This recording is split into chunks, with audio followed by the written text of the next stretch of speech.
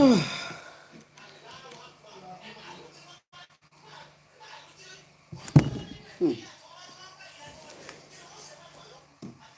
wonder.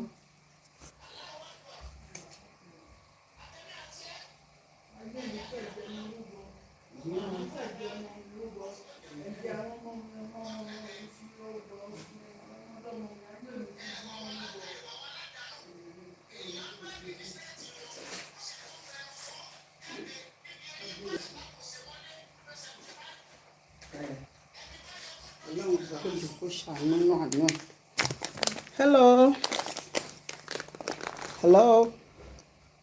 Yeah. Kí ló ṣojú mi? Hello. Hello. Good morning. Good afternoon. Good afternoon. Ó bóore délé ni. Ó bọ́lá dé. Ṣé mo fẹ́ ganu sí? Oh yes. I want to ganu sí. Ganu sí sector ni mo wà lénìí o. I want to ganu sí and I must to ganu sí.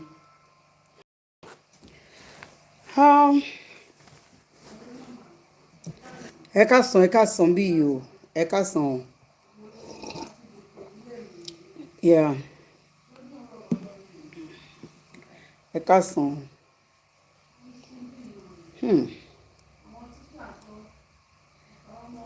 Good afternoon. Good afternoon. Good afternoon. Welcome to Wise Gist TV. I welcome you all to this channel this afternoon. According to your time, good afternoon, good morning, good evening. Yeah, this is your lady, Omoko, as you all know, village girl. Good afternoon. Quickly want to shoot my mouth into Murren Badejo's issue.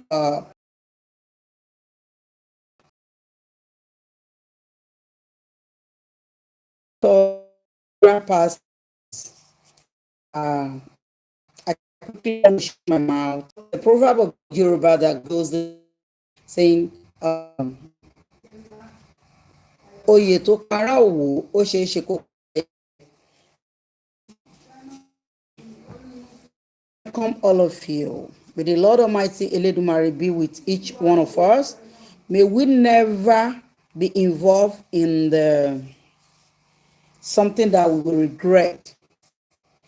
I know many people usually come out and say Nigeria is a place that you don't fight for nobody. At the same time, this is our nation, this is our country, this is where we're up and praise and before we come we open eye when this world to know Nigeria. I have a right. So pathetic. We can find out this kind of a situation. People will say Nigeria lottery. Many say that is in Nigeria, but that I believe some of us, please don't criticize me with you, and I'm not support anybody, but I think I myself and I'm not to correct them. As a blog, just bring it up idea. I don't use word of correct, but anyone to correct me, how to say how felt and how peace to reign in society and the community. Okay. Please, there is no light because I came from Ogun State to Lagos State to pay a visit to my aunt. So pardon me. Okay.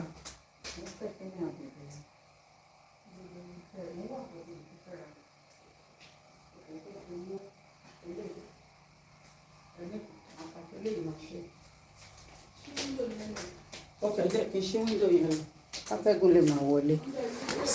sorry, oh, my wonderful people. Oh, the light going to, yeah. Oh, great. It's now, oh, that's wow. Open our bright. Good. Yeah, I think it's more better. Yes. So sorry. Okay. Yeah. Oh, contact. Hello, hello. Hi, how are you? As a Nigerian, I have a right to talk about this. As a blogger, I have a right. But that I will not judge anyone. I'm not in position to judge anyone. But I'll just say it the way I felt and the way I believe it should be, with little knowledge and little understanding that I have. Yeah, welcome to One Escalagis TV one more time. To Ishedai. You all know me, you all know my slogan, right? Omoko, right? And never mind. You all know that I didn't go to Shukuru. Mi ò kàwé o, mi ò lọlé o, kò gba Shukuru kọjá. Ẹ má bú mi o. I will mention some names on this video in case if they saw the video or if they see this video, they should please pardon me. They shouldn't get upset. They shouldn't get angry. And if they do, well, they come out to talk about others also. But for me, I would never say bad about anyone. Thanks for the love. Thank you so much for the love. God bless you. Hey, thank you. Thank you. Yes, Murren Badejo's case. Many people, I've seen a lot of videos out there. Many people have come out to say a lot of things. You know, it's a lot. But who is some people? I saw someone saying that the case of Badejo, she has a lot of petitions down there, like 13 or more than. Then some people say, oh, Showore is lying. Showore, oh no, she just want to do this because of a campaign or whatever, whatever. And some people say other things. Me as a blogger, I'm not supporting Badejo to be insult anyone or to be saying bad things about people. As a journalist, as a blogger, I learned something. Even though I won't say it's too late, but it's late. But when these blogging things just came out, we are coming out to say things, some turn it to fracas, some turn it way around to better their life. Many people are benefiting out of fracas. Some go, some go low, slow and steady to earn their income, which is okay. And some of us will come out aggressively, say the way we felt and how we want to defend other people, right? Some came out and said that they were defending women supporting women, men supporting men. Well, different kind of things have been coming out. But, when you are in one field and you see one of your, I'll call them it doesn't matter, nobody is hiring all of us, but I'll say, should I call them my colleagues or something? I'm talking about Badejo. You don't speak English and I don't know your language. Oh, I don't know your language. I'm sorry. And I'm still going to talk my own dialect here, okay? So pardon me for that. I'm sorry. So, doesn't mean I will support anyone in a wrong way or to be doing wrong thing.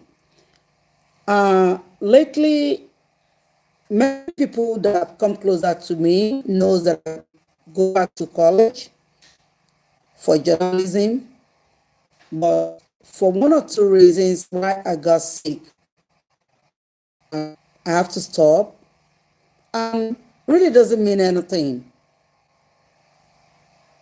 Still have intention of going back by God's grace, which I will do. Now, what did I learn?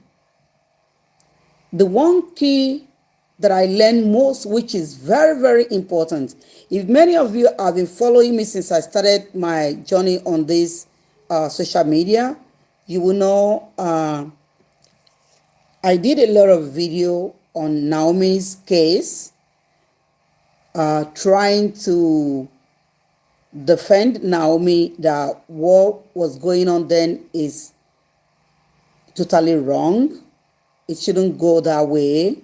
But I know I've said things, even as a spiritualist, little, I would call it. I don't like to call myself these things when I'm coming out, because I know many people were there just to criticize you or just to bring you down. And I don't care about anybody, okay? I will do my things the way I felt, the way it should be. Why? I'm not going to get anybody, I'm not going to hurt anyone, okay?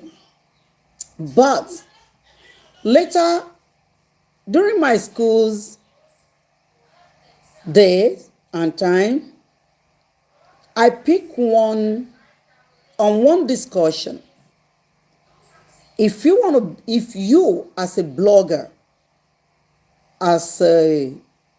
you want to act as a journalist, you want to defend anybody, you want to talk about anybody, you have to make sure diligently do your investigation in order to prevent all these problems and misunderstanding. I watched a video of a lady that was arrested by Fatia Kwamwan's wife.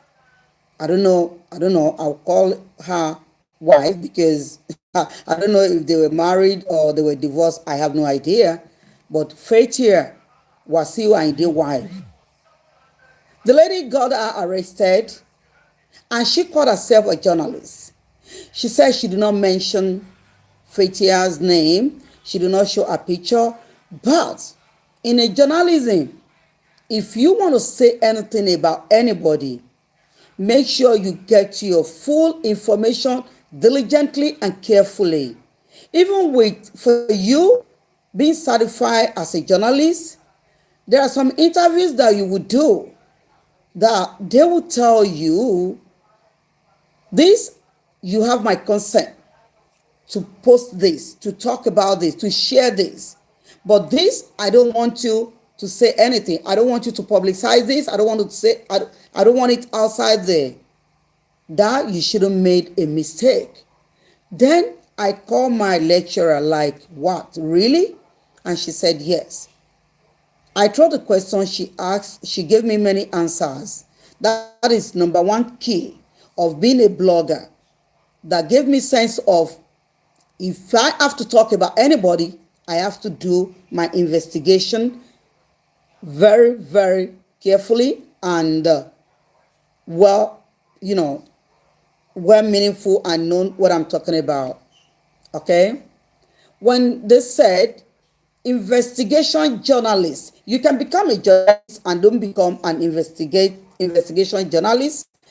And if you, as a blogger, want to act as an investigation journalist, you must do your investigation very, very careful. Olabelu, thanks for watching. God bless you. Very, very carefully, and before you can come out and say anything about anybody.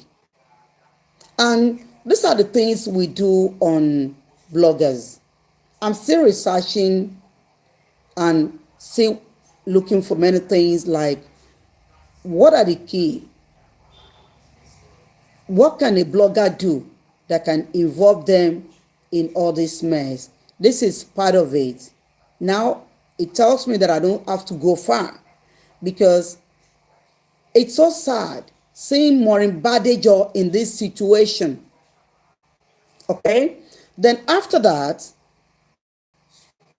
move forward in my classroom, we get to a stage that even before you say anything, if you cannot get closer to do your investigation on that topic you want to talk about. Find a way to look for something meaningful. Or if you want to twist the story, that you want to change the narrative of the story, make sure you do it that it doesn't sound the same way and it doesn't look the same way as things happening in the, in the issue that you want to talk about. That is my second pinpoint. Like, you know what? I think I've been messed up by saying it, even though when I was talking about this family, Naomi, things, I do see a lot of things. But why I hold myself back? What about if they told me to back up what I'm talking about? I have somebody that gives me the information. After I talk, she will call me like, oh, Mama, everything you said about these people were real. How do you know? I said, no, I don't know anything. But this is what I saw, you know. Then she'll be like, then she'll give me more stories about them. Most of the stories she told me, I don't even bring it out. I go by my own spiritual direction to say things. But during my classes time, I have to hold myself back. Number one, we putting fear into people's life when we're talking about them. We can talk about people, but we just have to minimize it. We have to know when to stop when we're talking about anybody. Even in abroad, in anywhere in the whole world, freedom of speech is very, very important.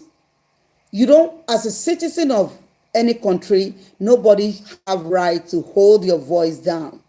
But there are some things that we have to know that, okay, let me put a sense into this. Let me know where to put this out there. Let me, just to try not to have problem, okay?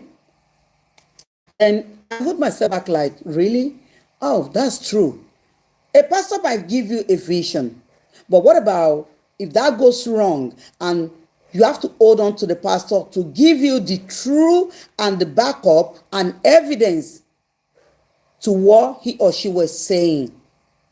Then I'm like, you know what? I think I need to stop now, because what I'm saying is just like a vision. It's just like I'm saying things. And some people will even tell you that, oh, only no, I won't read no weary. I won't read in Kotioda. I won't read Kurina. I won't read. I won't my roti oruko nko oyibo yensi. Right? Then I stopped. But for Murren Badejo, doing this with journalists doesn't mean they don't get in trouble. Use Alhaji Oriyomi Hamzat as an example.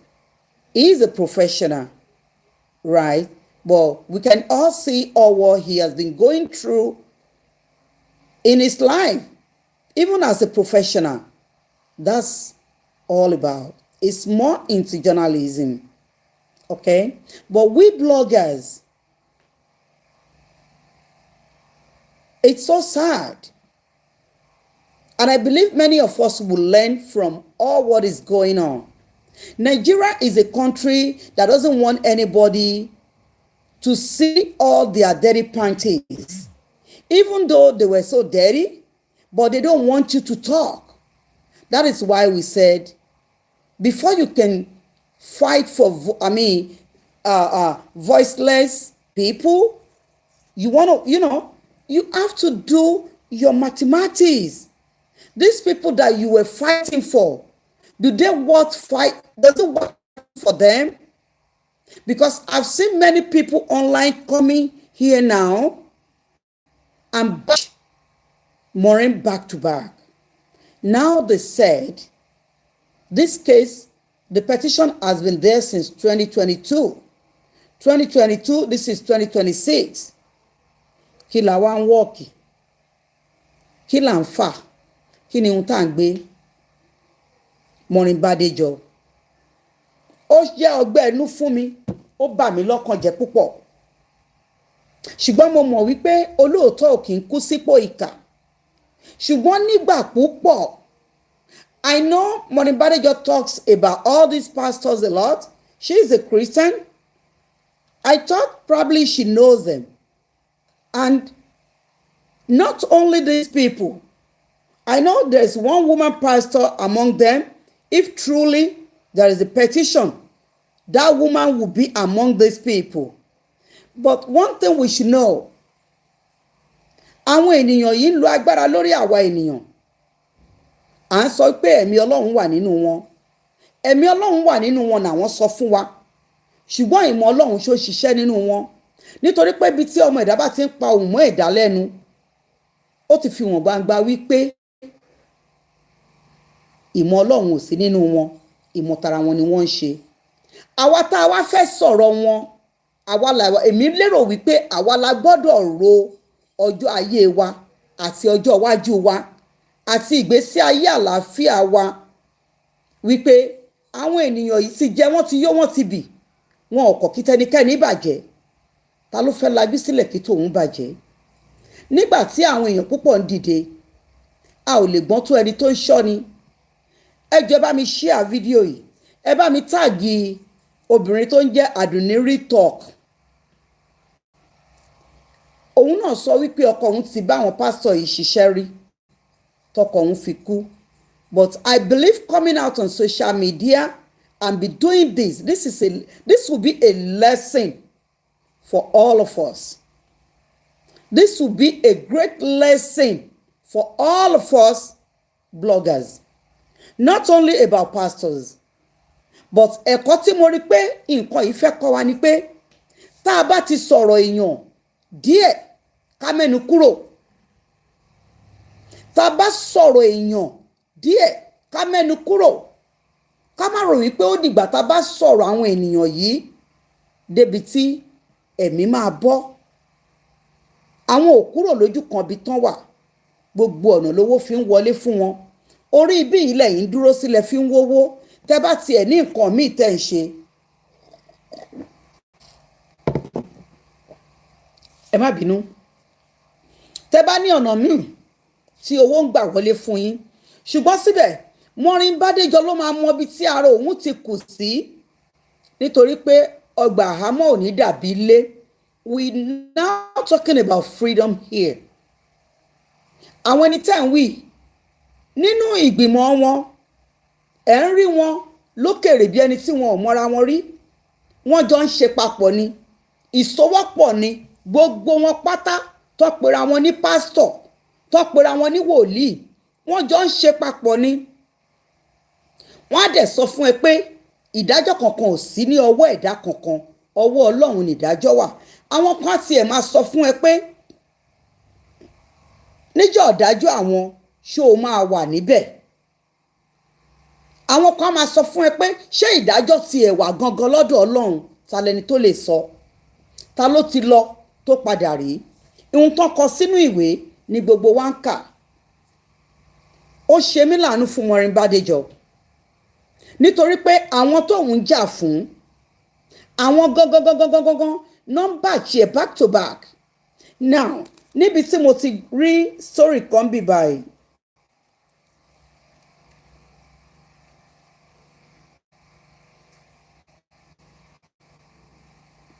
Máa play voice note kan náà fún yín.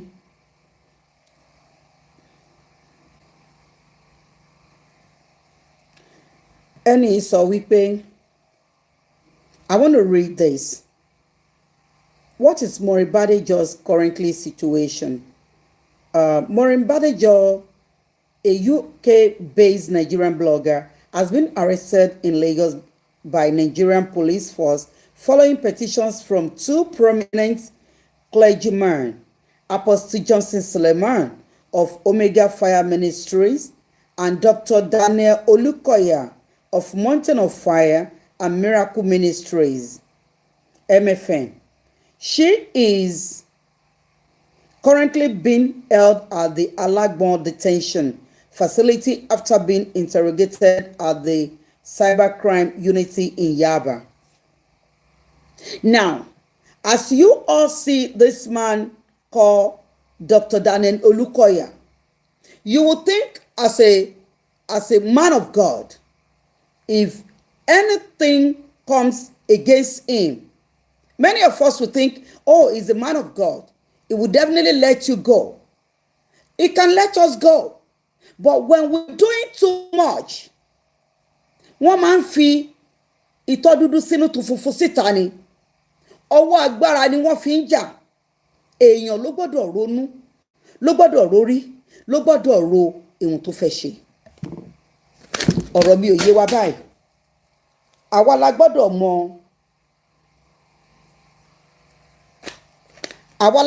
mọ nǹkan tá à ń ṣe bá ṣe fẹ́ ṣe kí alágbára ayé má bàa fi ọwọ́ agbára mú wa.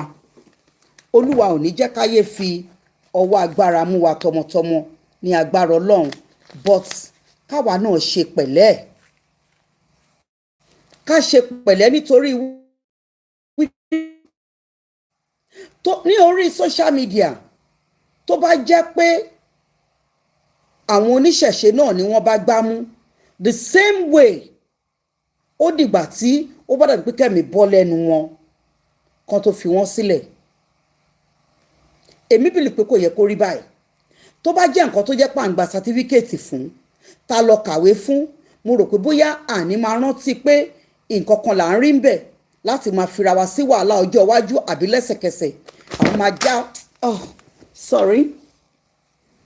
a máa mọ nǹkan yẹn bá ṣe fẹ́ kó wáyé àbí bí a ṣe fẹ́ ṣe. Ọ̀rọ̀ mi ò yé yín. A máa mọ bá fẹ́ ṣe. Èmi ò rò pé ó yẹ kẹ́nikẹ́ni ní wàhálà àbí rí ìdààmú kankan lórí ọ̀rọ̀ social media, ṣùgbọ́n nítorí wípé ó dàbẹ́ ní pé àwa la máa ń ṣe púpọ̀, la máa ń fàájá ibì kan ló máa ń já sí, bọ̀ síbi tó máa ń já sí kò kí n da. Murren Badejo, she's a big blogger lórí social media, but I know one time I was told she was somebody sued her lára àwọn pastor yìí náà ni, but ẹni tó ṣu ló máa ń gbàgbé o. Ẹni tó ṣu ló máa ń gbàgbé. Ẹni tó kọ́gbọ̀n sẹ́yìn ò lè gbàgbé láéláé. Àwọn èèyàn téèyàn bá ta yìí, àwọn ò ní ẹ̀mí ìdáríjì bẹ́ẹ̀ yẹn. Ẹ̀yin fojú wo ìwé tó gbé dání, èèyàn ló kọ ìwé tó gbé dání yẹn lé wọn lọ́wọ́. Wọn ò ní ẹ̀mí ìdáríjì kankan. Wọ́n fẹ́ jà, wọ́n fẹ́ mú ẹ dání ni. Tí ẹ̀mí ìdáríjì bá wà ní, ọ̀pọ̀ nǹkan náà ń ṣe náà mú jẹ. Ìjọba wà ń lù, but wọ́n ń sọ fún yín wípé nílùú Nàìjíríà ẹ ò ní ẹnu kankan láti fi sọ̀rọ̀, which is totally wrong. But we ourselves have to minimize how we talk. We have to minimize, we have to do the right thing. Now, moving forward there, the petition against reportedly stemmed from our social media posts and the online reports involving the two clergymen. Murren's lawyer, barrister George Ogunjimi, has stated that she voluntarily honored the police invitation and is set to appear before the Federal High Court on Monday to answer to multiple charges. Why multiple charges? Well, somebody might make, I don't count it as a mistake, but multiple charges on what? Ṣé ó pààyàn ni? A mọ̀ wípé ó ti bọ́ sọ́wọ́ àwọn alágbára, ó ti ṣe ẹ̀yìn alágbára. Ẹ̀kọ́ wo gangan làwọn alágbára ń kọ́ nínú Bíbélì, àwọn ló yé. Ẹ̀kọ́ wo gangan lálágbára ń kọ́ nínú Kùránì, àwọn ló yé. Ẹ̀kọ́ wo gangan wà ní alágbára ń kọ́ nínú ìlànà Ifá àti ẹ̀sìn ẹ̀, àwọn ló yé. Ṣùgbọ́n èyí ló máa fi hàn sí gbogbo wa wípé Olúwa nìkan ló mẹni tó ń sìn òun. Kí a má máa wà deceiving, ká má máa ní overconfidence lórí pé I'm a Jesus child, I'm a Muhammad child, I am Onifa, I am Olisha. They can mess you up at any time. And wọ́n ní kò wẹ̀yìn ẹ̀ wò, ó ti kú Bádéjọ níbi tó wà yẹn nísìnyí. Gbogbo ẹ̀dá tó ń hèlì ẹ̀ tó máa ń gbé ọ̀rọ̀ wá bá, because most of you will go to these bloggers and report your pastors to them. But the problem has now arose. None of you will stand by Badejo. Instead, some of you will go behind and say the negative things about her. Because according to the story, wípé obìnrin kan tó rò pé ó máa gbà ń lẹ̀, obìnrin kan, then one woman kan, pastor kan lára èèyàn kan tó ti lọ sí church Bádéjọ rí, ló set ẹ̀ up, ló ṣe kinní kan. That is why we have to be very, very careful. Gbogbo ẹni tó ń wá sórí platform wa kọ́ náà fẹ́ wá dénúdénú. Àwọn èèyàn máa ń bíbélì rẹ̀, ṣé Nàìjíríà lẹ́wà? Ṣé Nàìjíríà ni wọ̀? Nàìjíríà ni mò ń gbé. Nàìjíríà ni mo wà, Nàìjíríà ni mò ń gbé. Ìgbà tí n bá wà ń lo òyìnbó, mo ń láti rántí wípé ilẹ̀ bàbá mi ni ilẹ̀ bàbá mi.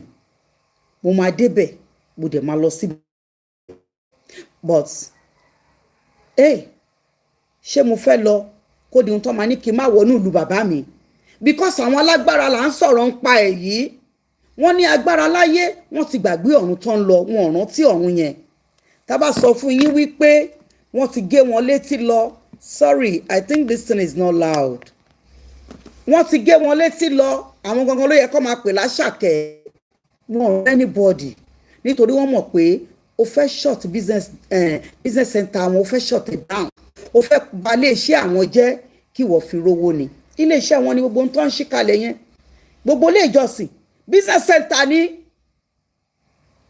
Ẹni tó bá ṣì ń bọ́ sọ́wọ́ ìṣòro ilé tí ẹ ní, òun ló mọ ohun tó wá lọ bẹ̀. O lè kúnlẹ̀ nínú ilé ẹ, kò síbi tá a ti lè rí Ọlọ́run. Ṣùgbọ́n nígbà tí wá ti nígbàgbọ́ látara èèyàn, ìpè ibẹ̀ náà là ẹ wà, ẹ fi wọ́n sílẹ̀ jẹ́ kán máa lọ. Tí wọ́n bá ti kan ẹbí yín lára, tí wọ́n bá ti rí ẹbí yín lára, ẹ fi wọ́n sílẹ̀. Ẹ bá mi share fídíò yẹn tag Àǹtí Àdùnní. Èmi ò mọ̀rọ̀ sọ bíi tiwọn, mi ì dẹ̀kẹ̀ kàwé ọmọ oko ni mí. But Àdùnní, you have to be very, very careful. Very careful. Nígbà tí àti Àdùnní yìí, àbí kí náà pé ìmá jáde, she came out with different, she came out nicely, even though she did not do anything wrong. But I'm just saying that she has to be very, very careful. Nítorí kété tí Àdùnní gbé ọ̀rọ̀ àwọn pastor yìí sí ẹnu, òun ló mọ iye threat tóun náà ti gbà. But many people will be hiding under their shell. Wọ́n máa parọ́ tó máa dórí social media, wọ́n máa parọ́. Àdùnní, mi mọ̀ ẹ́rì o mọ̀ mi rí, but you have to be very careful. Because àjò lè dùn kó dàbí ilé, ìjọ kan máa jọ kan. Murren Badejo ò ní ronú eléyìí pé ó ń bọ̀ lọ́nà fóun. Ó máa lọ́lẹ̀, kò sí bó ṣe máa rí. Ó máa délẹ̀ Nàìjíríà. Ṣé wá da kó wá dénú ilé ẹ̀ tàbí nǹkan mi máa ń wà rántí ọ̀tẹ́ pé èèyàn gbọ́dọ̀ dé Nàìjíríà, Ọlọ́run má fogun jà wá. Wà wá délé, wà wá nítorí pé ó wà lórí, òun blog lórí social media, òun rí owó, ibẹ̀ ló ti là. Wọ́n wá ní kí wọ́n fi ọ̀tá àyàn sí gbèkùn. Ẹ bá mi táàgì Àǹtí Àdùnní. Àǹtí Àdùnní, you even do more than 2 much, 3 much pàápàá. When Badejo stopped, I think Badejo now calm down on their topic. Then it's like, Oshiwo Shefaduni. Àdùnní now going into it so deep. Ẹ fi wọ́n sílẹ̀, àwa kọ́ la máa ṣèdájọ́ àwọn alágbára yìí. Ọlọ́run ọba tó ń ṣe ìdájọ́, ó mọ ibi tó ti máa ṣèdájọ́ wọn. And again, àwọn tó yìí ń kó rẹ̀ lọ sí ṣọ́ọ̀ṣì wọn tó ń lọ bá wọn, ṣé wọn ríran ni wọn ní làákàyè. Wọ́n ní but wọ́n choose pé bẹ́ẹ̀ náà wọ́n fẹ́ lọ. Ẹ ṣe fi wọ́n sílẹ̀ tó bá kọ̀ràn kí ẹ̀yin máa sọ ọ̀nà tẹ́ máa fi ní àlàáfíà jẹun, káwọn èèyàn kan máa lọ máa hold yín.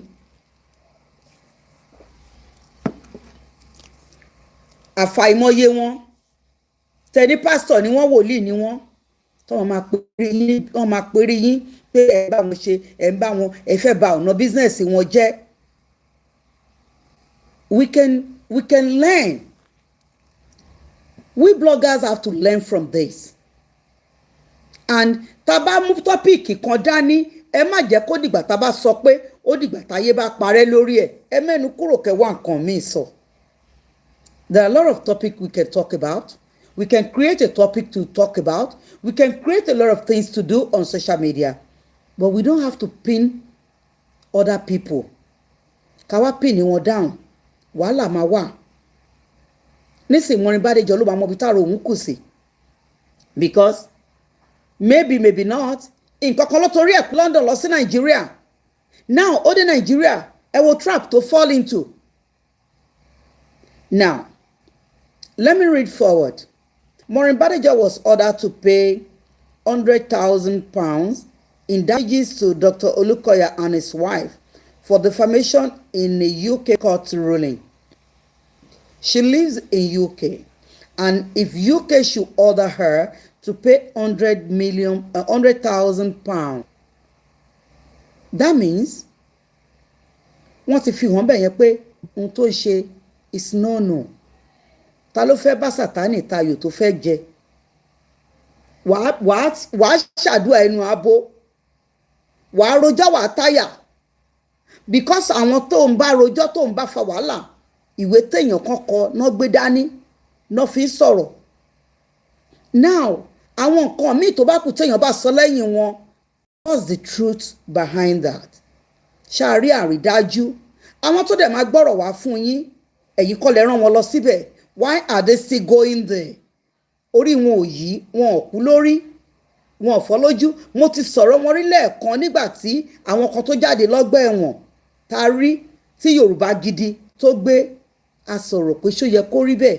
Ara pàṣẹ wípé à ń sin Ọlọ́run náà fi ṣe pé èèyàn Ọlọ́run làwọn, ẹni Ọlọ́run làwọn, Ọlọ́run ọ̀run ló mẹ́ni tó máa là. When it comes to religion, we should all stop bashing each other. A gbọ́dọ̀ stop. Nítorí ìdájọ́ ò sí lọ́wọ́ wa. Ìdájọ́ wà lọ́wọ́ Elédùmarè. Kò sẹ́ni kankan tó mọ̀ ṣe. Ìwọ tó bá kàn ní kó sọ tara ẹni kó jà fún rẹ. Àwọn èèyàn tẹ́yìn lẹ́yìn defend ẹ̀ ń jà fún yìí. Nígbà kan àǹtí Àdùnní náà sọ ń bẹ̀ yẹn. Ó ní òun ò ẹ má gbẹ́jọ́ wá bá òun mọ́ because gbogbo yín ẹ ò kú lórí ẹ̀yà wèrè kí lẹ̀ ń lọ bẹ̀ fún. Ẹ lọ síbẹ̀ ẹ̀yin lẹ múra yín débẹ̀ ẹ dẹ̀ lè padà kúrò ń bẹ̀ bọ̀ sí nígbà tí iná bá jó yín bẹ̀ ẹ máa padà bọ̀ níta ẹ máa pe blogger kọ́ bá yín dá sí i. Mo dẹ̀ má tiẹ̀ ń dúpẹ́ lọ́wọ́ Ọlọ́run wọ́n mọ̀ pọ̀ mo kò ní mí èmi ìdẹ̀mọ̀ lọ́sọ bíi tàwọn tó kù mi ìgbọ́n tó wọn èmi kẹ̀dẹ̀ tún ní n kò lọ ṣùkúrù ìyẹn lọ́run fi kẹ́ mi if not èmi ti rí èèyàn tó lóhun evangelist tó pè mí rí kémi àtòun máa ṣiṣẹ́ pọ̀ mo dẹ̀ bèrè pé ṣé kí ni olùṣà ni mí jáwéjáwò lè mi iṣẹ́ kí lèmi àti ẹjọ́ fẹ́ ṣé mo fẹ́ gbé báìbù ni àbí mo fẹ́ lọ bá bẹ́ẹ̀ lùlù ní ṣọ́ọ̀ṣì àbí fẹ́ máa lọ tẹ̀lé ẹ polówó Jésù. Ó bú mi ìgbà tó èbú òdẹ̀ so lára mi mo filẹ̀ sáàyè nítorí pé tán bá wá sábẹ́ ẹ náà tó bá ṣeun tẹ́lẹ̀dùmarè rán ẹ tó bá gbélé wọn lọ́wọ́ wọ́n máa lọ fi polówó lórí ara wọn ni wọn ò ní sọ àfikún tó fi ẹ́ so gbogbo eléyìí oníkùn ló mọ̀ọ́ká oníkálukú ń gba ọ̀nà tó lè fi jẹun ni ọ̀nà táwọn lè fi jẹun business center ti wọn òun ló dàbí pàà fẹ́ bàjẹ́ lójú wọn ohun tó kọ̀ sí problem yìí tó wà nílẹ̀ yìí ni and mo dẹ̀ mọ̀ pé many of us àti lẹ́yìn mo tún ṣèrò ọkùnrin kan láàárọ̀ yìí tó ń sọ̀rọ̀ wọn nobody sent you people there. Stop going to church. If you're tired of going to them, stay in your house and pray to your God. You all come to social media and look for people to defend you, to talk. No one is going to come out and defend you people or talk against these people, then end up in trouble. I think Murren Badejo will learn from this, and many of us will learn from this. And Auntie Aduni, I'll continue repeating her name. She have to stop or minimize how she mentioned all the pastors' name. Even if they do not fight you spiritually, physically, tó máa jà yín náà ńkọ́ ara ẹ̀ náà ni. And I know them. Torí mo ti rí èèyàn kan tó ń ṣépè nígbà kan wípé kìíní kan ó dà pé àti àdùnníṣò yìí náà ni tó ń ṣépè lórí kìíní orí comment or whatever nítorí pé ó ń defend àwọn pastor ẹ̀ àwọn náà mọ ohun tó ń rí ń bẹ̀ omi tó ń gbé fún wọn àwọn ló yé ẹyẹ jẹ́ ká fira wa sínú wàhálà mọ́ ó ti délẹ̀ bá ní wí òní bá ní débẹ̀ tí Murren Badejo bá wà lórí medication bó ṣe wà yẹn, ó máa lack of medication yẹn, ó máa skip many of those of her dose láti lò. Why tí èèyàn fẹ́ parẹ́ sórí ọ̀rọ̀ lọ́rọ̀? Why tí èèyàn fẹ́ sọ̀rọ̀ lọ́rọ̀ téèyàn ò ní mọ bó ṣe máa minimize ẹ̀? Why tí èèyàn máa sọ̀rọ̀? Ẹ jẹ́ má bínú sí mi, ẹ bá mi share video yìí, ẹ bá mi like, ẹ má bínú. Ṣọ́rọ̀ mi yé yín? Èmi ò kàn fara mọ́ wípé kéèyàn sọ̀rọ̀ kan ṣo kó má jáwọ́ níbẹ̀. We can, we can minimize how we talk about these people. Not only the pastors.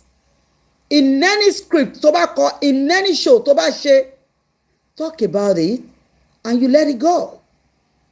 But for you to be doing part 1, part 2, part 3, tó bá takú sórí ẹ̀, definitely, wàhálà máa wà. Ọlọ́run má jẹ́ ká rí wàhálà. Ọlọ́run má jẹ́ ká rí wàhálà. Bí mo ṣe wà, àwọn èèyàn máa bú mi. Èèyàn mélòó ló ń wo show ẹ? Èèyàn mélòó ló rí ẹ? Ọ̀rẹ́ ò make sense. That's your own problem. Some people will look at it and they will love it. I really don't care about it because I just don't want any trouble. I don't want it. Honorable Ari, thanks for joining. Good afternoon. Thanks so much, my brother. I don't want problem in my life, but this has been so weird on social media. Tó bá jẹ́ oníṣẹ̀ṣe náà lẹ mú dání, kò common nínú oníṣẹ̀ṣe. But based on pastors and the imams and, wòlíì, tẹ́ bá gbẹ́nulé ẹ ò ní dákẹ́, but àìní dákẹ́ ibi tó ń já sí nìyí. Kò sẹ́ni tó gbọ́dọ̀ cage ní 24 hours kó má mọ̀ pé nǹkan bọ́ lára òun, kó má mọ̀ pé nǹkan ṣe òun. Now, let me move forward about this. She was also ordered to publicly retract the defamatory statement and to publish a summary of the judgment on our social media platforms. It doesn't take you anything. Murren Badejo, I know the deed has been done, and I know you will come out of this in the mighty name of Eledumare. I do not support you being arrested. No, because I'm in the same thing with you. I may not be a big blogger, but I don't want problem for myself, and I will not wish any of us evil. Okay? But I just want all of us to realize this. These people that we're dealing with, or we're talking about, they all have ways to fight and react to everything we're saying on social media about them. Níjọ́ kìíní àná, tí Yèyé Kúdí sọ ọ̀rọ̀ ọmọ tó fẹ́ ọkọ ní Texas àbí níbo nílùú ẹ̀, wọ́n ní kó retract ẹ̀. As a lawyer, she did. She came out publicly and apologized, and retract nǹkan tó sọ lẹ́sẹ̀kẹsẹ̀. À ń ṣubú ṣeré, bèlè ń tàsé, ká dọ̀bálẹ̀ ká na ẹni, kò gbàyàn ní nǹkan kan rárá. Ikú tó bá máa pa ni tó bá ṣí ni ní fìlà, ọpẹ́ ló yẹ kéèyàn máa dà. Why ta fẹ́ máa fúnra wa ní problem? I felt so bad about this situation. Okay? Now, in another case, Ogun State High Court awarded 500 million in damage against Murren Badejo for libelous publications against Dr. Olukoya and MFM.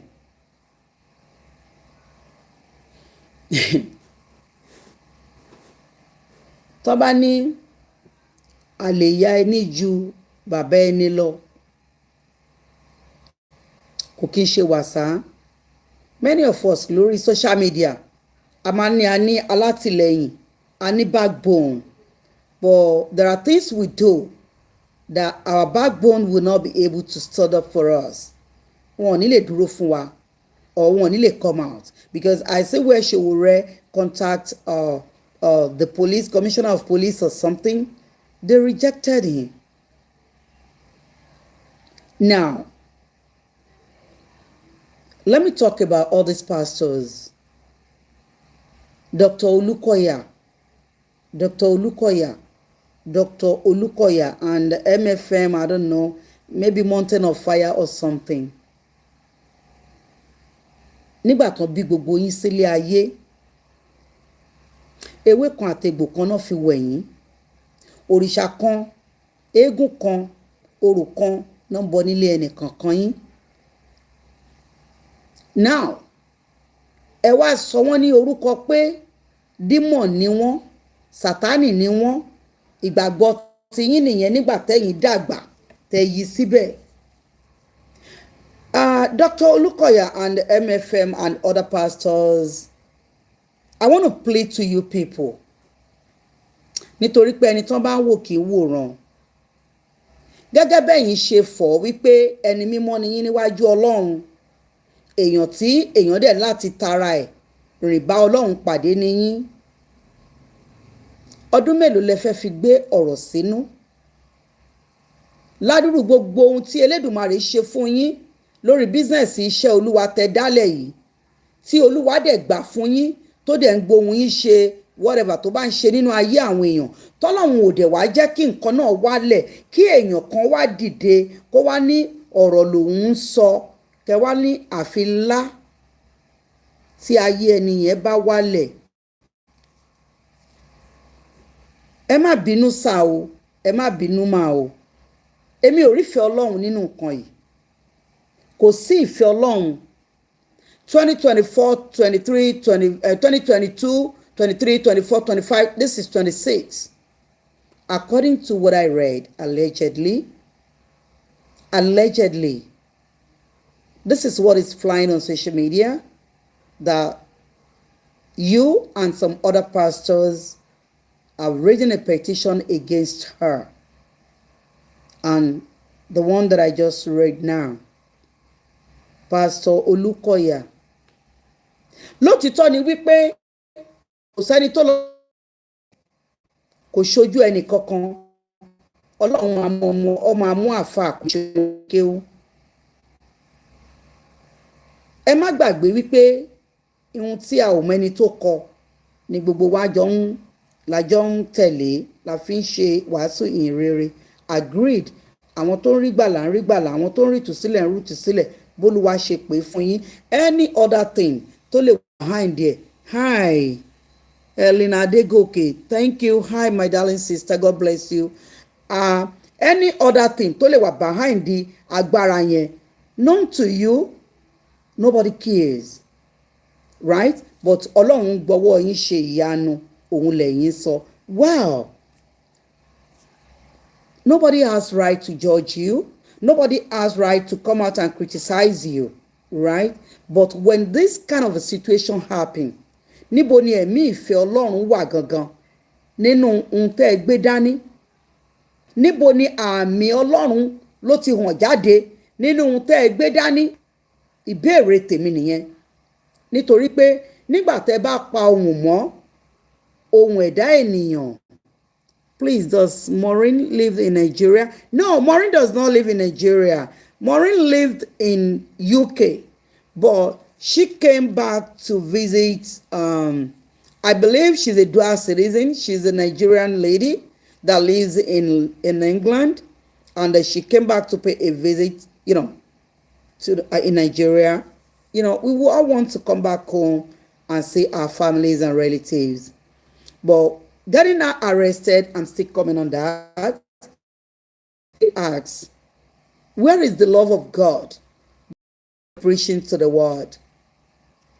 Nítorí nínú ìlànà tèmi wà, tí ẹnikẹ́ni bá ṣe àmójúkúrò, tí ò gbẹ̀mí, and mi ò rò pé ever since Maureen have been talking about all these pastors, kò dín nǹkan kan kù, ṣọ́ọ̀ṣì yín ò wó lulẹ̀, kò dín owó ìdá mẹ́wàá yín kù, kò dín àpò yín kó gbẹ. But why do you guys want to, why do you think by arresting her, by putting her into all this, would this raise your fame, or would this increase your church, or would this, I don't know the effect of it. I don't know what you might think you want to derive from being holding her behind.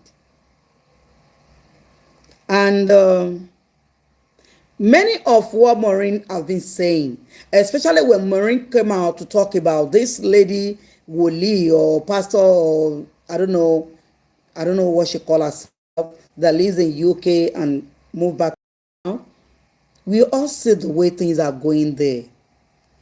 Lóòótọ́ náà máa ń sọ wípé gbogbo ohun tójú bá rí kọ́ lẹ́nu máa ń sọ. Ara máa ń ta àwọn èèyàn, but a ò gbọ́dọ̀ jẹ́ kára ta wá. Bí mo sọ síwájú pé àwa kọ́ la rán àwọn èèyàn yẹn lọ síbẹ̀, right? Àwa kọ́ la rán. Ẹ jọ̀ọ́ lórí Facebook ẹ bá mi like kẹ love ẹ fún mi ní thumbs nail now, ẹ jẹ́ kí n rí what happen. Ọmọ ìjọ ṣọ́ọ̀ṣì lèmi náà àbí ẹ má wò pé olóríṣà ni mí, ṣọ́ọ̀ṣì kan náà lèmi náà nìyẹn, kò yé yín. But ẹ̀mí ìdáríjì, because people will still telling you that, oh, there is love of God. Here, I do not see anything that shows sign of love of God here. No one is loving by God. People were just doing their things according to pé mọ nǹkan. Ìjọ tọ́lọ́run bá máa ṣèdájọ́ mi ní sí níbẹ̀, kò ní ṣojú yín. And that should tell all of us that will be talking about all these pastors or imam or afa or anything to be very, very.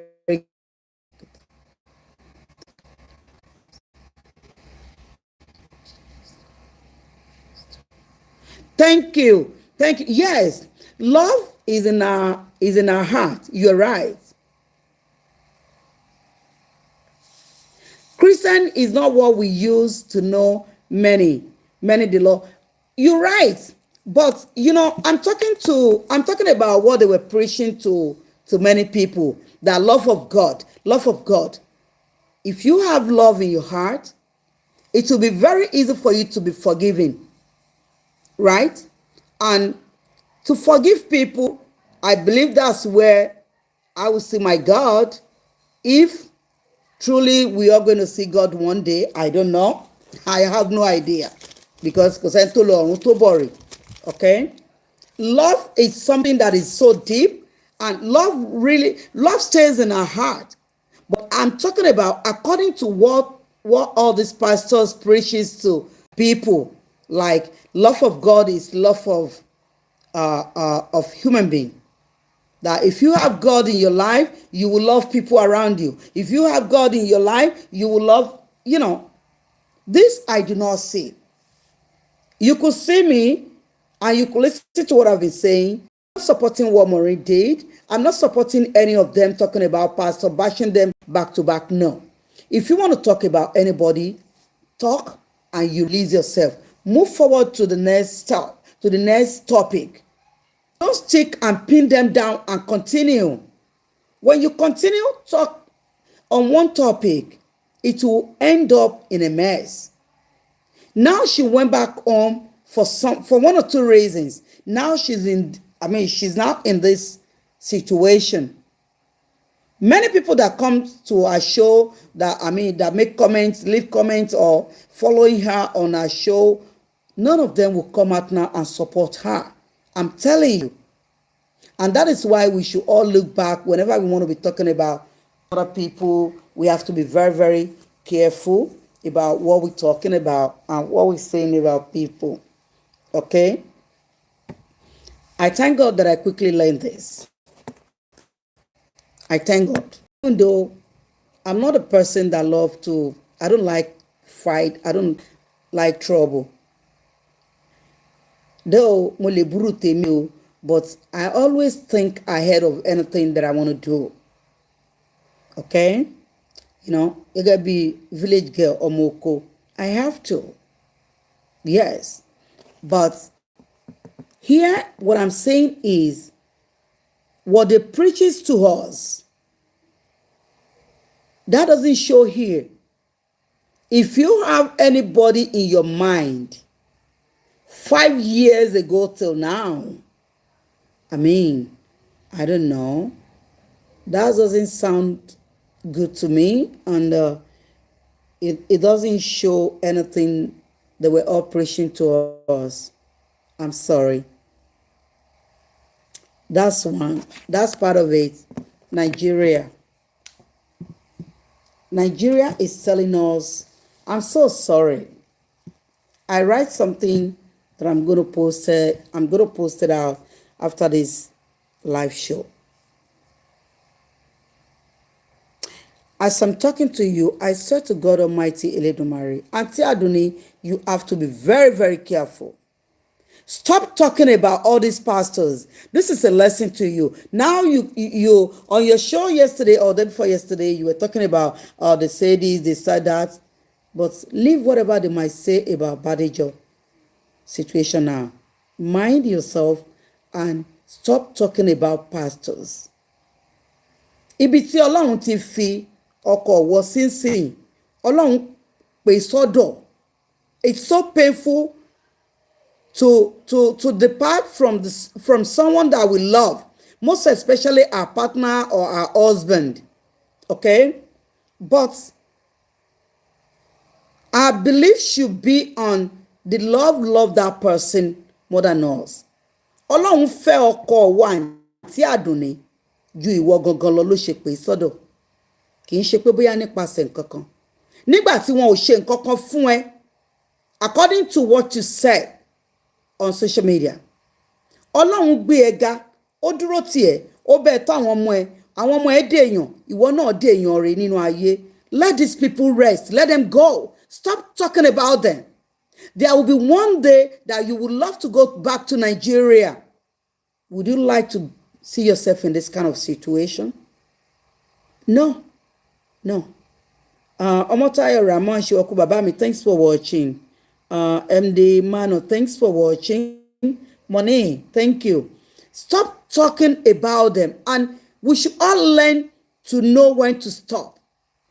If we're talking about one topic, at least 1, 2, it's okay. Move forward and talk about other things. Nítorí pé bégun lé ní ká máa rọ́jú o, bó ṣe ń rẹ ará ayé ló ń rẹ ará ọ̀run. Bá ṣe ń sọ̀rọ̀ wọn yẹn náà ara ń ta wọn. Lóòótọ́ làwa ń sọ wípé kó lè dá, àwa sọ pé à ń correct nǹkan kan, but ohun tá a là ń correct yẹn, ẹ má gbàgbé pé àwa kọ́ la fi lé wọn lọ́wọ́, ìwà tán wù yẹn àwa kọ́ la fi fún wọn, ọ̀rọ̀ wa kọ́ ló máa gbà á lọ́wọ́ wọn. Níjọ́ tá a ti ń fa ọ̀rọ̀ Mohbad, àti fàájá, àti fàágùn, níbo lọ̀rọ̀ Mohbad wà lénìí? Justice ni, wọ́n ti rí justice, wọ́n máa gba justice, wọ́n ti lọ ṣe DNA, wọ́n ò tí lọ ṣe DNA, wọ́n ti lọ ṣe gbá, wọ́n ò tí lọ ṣe gbá, ẹnu ẹ̀ láṣì wá ó. Àti ìrí nǹkan kan. Ó dijọ́ tí ọ̀rọ̀ yẹn bá tó fìdí, tó débi tó dé tèmi fẹ́ kó dé kí n tó sọlé. And you all know what I'm talking about. I mean, when I'm still talking about Mohbad issue. Nígbà púpọ̀ tá bá ti tẹnu mọ́rọ̀ títí tí gan kò ní ní ìlé tí aráyé mọ́. But we all forget about where we're going. We forget about our future sometimes. We forget about where we come from. Just merely because as we turning up our ring lights, definitely we will make money. So when people call me, Mommy, you did not come out. You didn't come out. I'm like, I want to, but tí bá ti ní nǹkan tí mo rí pé mo fẹ́ sọ tó ṣe kìíní, why mo fẹ́ máa waste time mi? You know? Ọlọ́run dẹ̀ ṣe bá mi ṣe ìlú tí mo wà. Bàtàn generator gba, mi ò ní generator, mi ò lo generator tó mi láì káriwo. Solar tí mò ń lo gan-an, wèrè náà ṣíjọ́ tí mo ti rà, náà ṣe yamayama. Whatever tí bá rí pé ó lè dìré peace mi, mo máa ń yàgò fún ni. Gbogbo wa a gbọ́dọ̀ mọ nǹkan tá a máa ṣe. It is a big lesson to everybody. Of course, John Aloye, thank you. It is a big lesson to everyone if you reportedly, allegedly, you must prove everyone has a body lifestyle in the country called Nigeria. They don't like anything called whistle blowing. Thank you. They don't. Nigeria is a voiceless country. This is where we find ourselves. And just for us to prevent ourselves and prevent our family, prevent our freedom, we have to minimize what we say and how we say things. I recently talked about one article that I read. You know, many people do insulted me, but I really don't care about what anybody says. I will say it the way I feel. and the way it will never hurt anybody. I might have done things previously before I went to journalist school. But immediately that I catch myself, I have to step back, move back, think twice before I say anything. Most of the time, I'll wake up at the middle of night. If I want to say anything about one, I'll write and write and write and write and correct myself. Even though I'm a village girl, nko de kàwé, nko lọ shukuru, ẹ má bínú, ẹ jọ̀wọ́, shukuru, me I no go, make una forgive me. But we should think ahead of what we're doing, okay? I felt so bad for Maureen, but I think they just use Maureen as a scapegoat. They wanted to use Maureen as a scapegoat. I know there are some people in Nigeria, when they fight each other, they fight dirty. They will go to court, they sue themselves every day. They fight dirty, you know. I don't want to involve myself in such things, and I don't want, you know, èèyàn lè má lówó lọ́wọ́, o lè má jẹ gbajúmọ̀, but there are some things that you feel uncomfortable by doing it. Bí ṣe wà yìí, mi like wàhálà, mi like ìdọ̀tí, mi lè fẹ́ nǹkan kan tó máa stain in mi. Èmi dẹ̀ tún ní ọmọ oko ni mi mọ̀ ọ̀yàn. So ṣe rí pé mo gbọ́dọ̀ wà very, very careful. Not only that, my freedom is very, very essential to me. Nigeria love to keep it as they want it. When bad things are happening in Nigeria, you all can see they don't want you to talk about it. This is not an America. This is not a British country. This is not a France. This is not a Holland. This is, you know, it's different. Here they call it Nigeria. And some people will say, may Nigeria never happens to you. Truly, may Nigeria never happens to us, because there will be no one to support you. Not even family. Because they will let you realize, oh, Marimba Tani dear. They will never think of, maybe you were just coming out trying to manage yourself to come out. They don't care. We all have to be very careful. We have to learn from this. And there is one guy wrote me something very gentle. Is a gentleman, I would say. He also have to be very careful. We don't do things as if we're not coming back to Nigeria. Nigeria need all of us. And I know Auntie Adinu will say, I'm here. I don't have anything to do in Nigeria. that is misconception. Auntie Adinu, you will one day need Nigeria. Of course. As you were there in America, I know you need Nigeria. Because freedom like Nigeria, authentic, but why must you let anybody hold you behind? Just mainly because you're making money. At least we have many people. Ìyá tó máa ń sọ̀rọ̀ gan yẹn. Ìyá màmá gbìyànjú rántí orúkọ màmá yẹn. Ó ní kò sí ohun tó ń fẹ́ wá mú ní Nàìjíríà. Ó lóun ti yọ̀ǹda Nàìjíríà. And when she's so craving about Africa, she went to Lomé. Ó gba Lomé lọ. Ó lọ sí Lomé. Is that what you would choose for yourself? No matter how, all of us have many relatives that were so important to us that we want to see them. We miss them. Even if you don't have mother, you don't have father alive, you don't have mother alive, you still have some other people that you really want them. You want to see them. And they cannot come to where you are. Please love this video. I want you to share this video for me. Please, I'm begging. Share the video and let me see your comment. So we should be very careful. And nígbà púpọ̀, ẹ má bínú, àwọn oníṣẹ̀ṣe máa ní ẹnu awo làgbà ẹnu awo làṣẹ, ẹnu wa ni àṣẹ wà. Èdè pé mo wà nílùú òyìnbó mi ò ní lọ Nàìjíríà mọ́ yẹn kí gbogbo wáyé máa pè mọ́, nítorí nígbà púpọ̀ ohun tí Nàìjíríà máa ń pè wá fún gan a ò mọ̀. Irọ́ dẹ̀ ni gbogbo wa máa ń pa. Kò sẹ́ni tí ò fẹ́ padà sí Nàìjíríà, kò sẹ́ni tí ò fẹ́ wá sí Nàìjíríà. Ìjọba ń ṣe tiẹ̀ fine, but àwọn ìlú tàwa yẹn náà wọ́n ń ṣe tiwọn tá a bá fẹ́ gbàgbé. Ní ibí yìí ní ibí yìí níbi ìtẹ̀wà yìí nílùú òyìnbó tẹ̀wà yìí wọ́n bẹ́tà ṣọ́rọ̀ mi yé, wọ́n lè kọ́ wọ́n dáa ju ìlú wa lọ, ṣùgbọ́n ìlú wa ni ìlú tí wọ́n máa jẹ́. Kò sí bá ifẹ́ ṣe, ìlú wa ni ìlú wa máa jẹ́. Nígbà tá a bá nífẹ̀ẹ́ pé jẹ́ kí n lọ́lé kí n tiẹ̀ lọ gba tẹ́gùn, à á lọ sí Paris, à á lọ sí Dubai, à á lọ sí kan, but nǹkan kan wà nínú Nàìjíríà tó sì máa wò pé mo tiẹ̀ fẹ́ taste ìlú mi. Now ọdún tí Bádéjọ, mo dẹ̀ gbọ́ pé Bádéjọ bóyá year before ni ó sì wá sí Nàìjíríà, but she never take notice of all this that happens to her. Mi ò rò pé ever dream pé nǹkan kan báyìí lè ṣẹlẹ̀ sóhun láyé òun. Okay, though téèyàn ò bá lọ kò kí ń dé o, téèyàn ò bá lọ kò kí ń dé.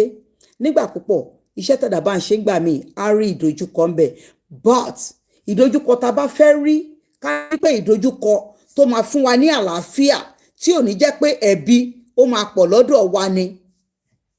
Èèyàn máa ń bá ìjọba jà, but you have to make sure you are on your right. The right you will be able to defend yourself. Bọ́n parọ́ mọ́ ẹ nígbàgbà wàá lè stand still. But yes, I stand firm to defend myself. This is what I do. This is not what I do not do. I do not do this. I do not say this. And ẹ má jẹ́ ká gbàgbé, social media never lie and social media never quench. Kíkú o, gbogbo fídíò tí Bádéjọ ti ṣe ó ti wà lórí péjì ń bẹ̀ yẹn tí wọ́n ń gbé síta. Gbogbo àwọn oníṣọ́ọ̀ṣì yẹn náà wá ń gbé síta ń sìn, wọ́n wá ń gbé síta ń sìn. Mo rí ibì kan tí kan gbé síta pé àwọn evil méjì wípé ó gbé Ṣòwòrẹ́, wọ́n lọ gbé ẹni tí ò ń ṣe Bádéjọ pẹ̀lú Ṣòwòrẹ́ pọ̀ wípé àwọn ìkà méjì. Bí ilé ayé ṣe rí nìyẹn. Ayé ìdẹ̀rùn ni gbogbo wa fẹ́ jẹ, ṣùgbọ́n agbára tó wà nínú owó ó lágbára pọ̀. Èèyàn máa ń bú mi dáadáa pé kí ni ṣé lẹ́yìn rówó wàhálà nígbà tí màá tẹ àbọ̀ sí ẹ. Mi ò rórí ń pẹ́ o, ẹ bá gba mílíọ̀n kẹgbà 1,000 kẹgbà wàhálà tí yẹn nìyẹn. Èmi mi ìfẹ́ wàhálà láyé mi. But nǹkan tí mò ń sọ ni pé ọ̀rọ̀ ayé ó sọ̀ṣẹ́ kọ̀rọ̀ ọ̀run. Nínú àwọn nǹkan kan tí Murren Badejo wá ṣe ní Nàìjíríà ń sìn, ó ṣeé ṣe káwọn nǹkan kan ti ohun tó ṣẹlẹ̀ yìí ti dí àwọn nǹkan kan lọ́wọ́. But mo fẹ́ kẹ́ mọ̀ wípé Nàìjíríà tán bí wa sí nígbà tán bí wa ó ti yàtọ̀ sí Nigeria of today. This is a strange Nigeria that we're living in. So it's a big lesson, not only for the pastors and the imams and ìgbà tá a ṣe kẹsọ̀rọ̀ tani Ọlọ́run gbogbo everybody lẹ́rí bí mo ṣe sọ. Tí n bá sọ fún yín spiritually n tó wọlé, bẹ́ẹ̀ ni mo sọ fún yín. Mo ti sọ tipẹ́ pé orí social media, ayé tó wà lórí social media ó ju ayé tí ẹ̀ ń jókòó sínú ẹ̀tẹ̀ wàánú ẹ̀yìn lọ. Ìwọ tó bá ti tan ring light yẹ kó ti mọ̀ pé yes ó ti dojú kayé. Tàdé láyé àwarawa náà ni. So ká sọ̀rọ̀ mọ́ níwọ̀n, ká jọ̀jẹ̀ èèyàn mọ́ níwọ̀n, ká wá gbé ọ̀rọ̀ ọlọ́rọ̀ kárí níwọ̀nba, nítorí pé bá ní wí ò ní bá ní débẹ̀. But I personally will plead to whoever, nítorí pé wọn kò fẹ́ kí ohun kankan jáde ni.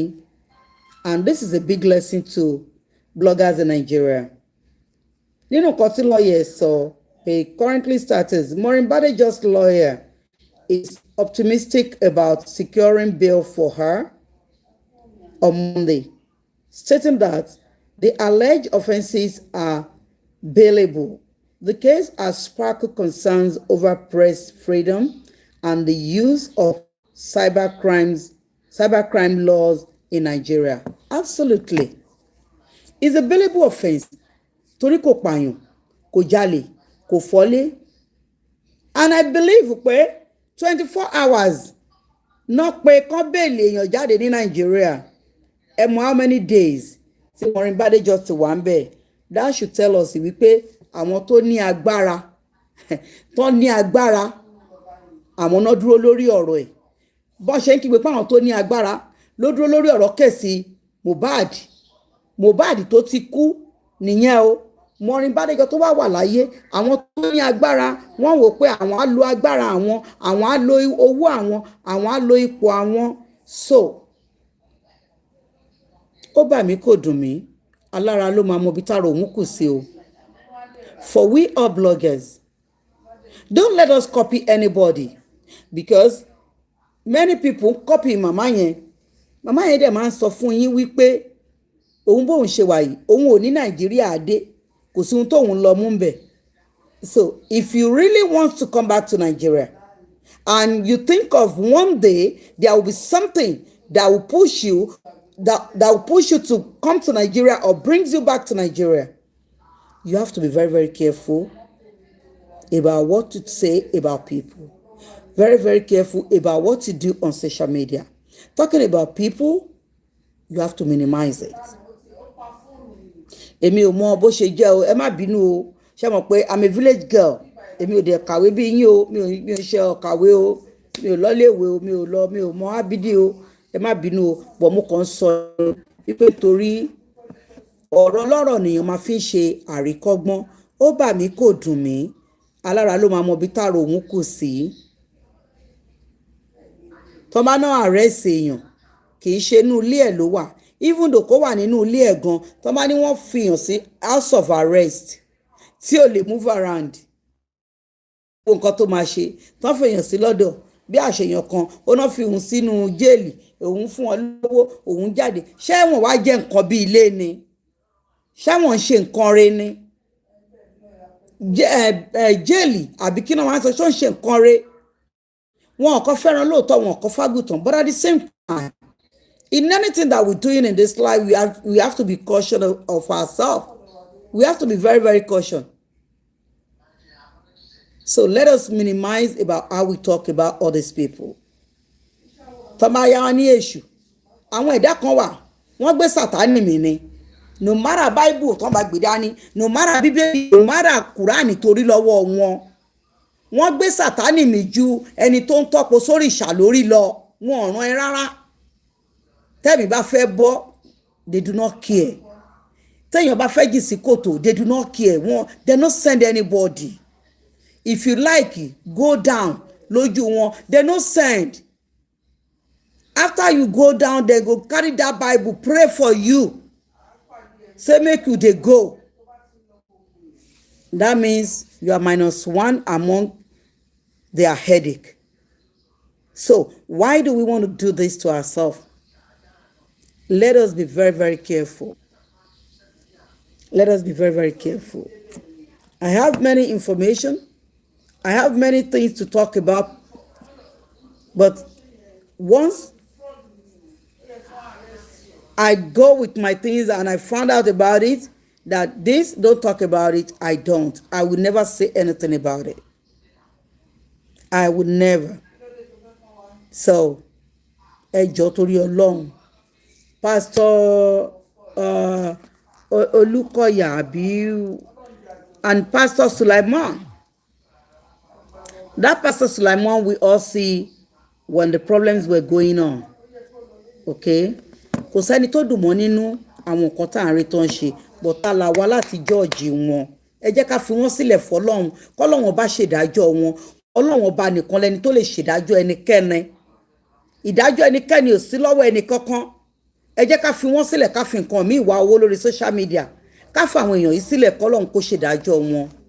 èmi máa bẹ̀ gbogbo àwọn pásítọ̀ yẹn ni o, mo máa bẹ̀ yín lẹ́ẹ̀kan o, èmi máa bẹ̀ yín nítorí pé tó bá jẹ́ pé nǹkan tẹ́ ń preach fún wa lóòótọ́ ló ń bá nǹkan tẹ́ ń ṣe mu kò bá sàn, ṣùgbọ́n ó fọ́ ni o, níjọ́ téèyàn kan ka bíbélì títí tó tún mú jáde ń bẹ̀ wípé nínú ibì kan gan èèyàn kan ṣẹ̀ ó ṣe kinní kan màlẹ́kà ọlọ́run tó ní kí màlẹ́kà kan lọ ṣe kinní kan fún, ẹsẹ̀ mi tán lẹ̀ ẹ̀rù bà mí ni.